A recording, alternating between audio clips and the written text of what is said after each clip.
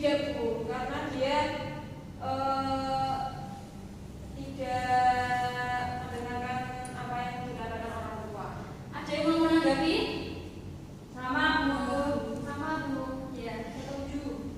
Betul. Ketika kita dinasihati, apa sih yang harus kita lakukan, Mbak? Mendengarkan dengan baik, tidak membantah. Betul sekali. Silakan duduk terlebih dahulu. Beri tepuk tangan.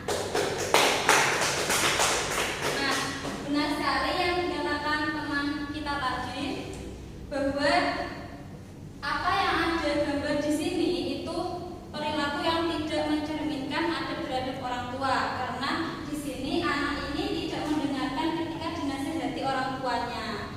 Nah, kita apabila dinasihati seharusnya kita mendengarkan. Karena apa? Karena bentuk nasihat orang tua itu adalah bentuk kasih sayang kepada kita.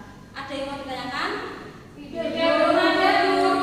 Nah, sekarang ibu mau tanya, apa sih adab terhadap orang tua itu? Ada yang baik. Contohnya apa saja? Ya,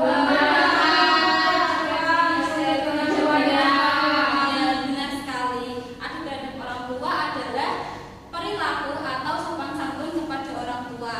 Kemudian contohnya bisa mencintai, mendoakan, dan mentaati perintahnya.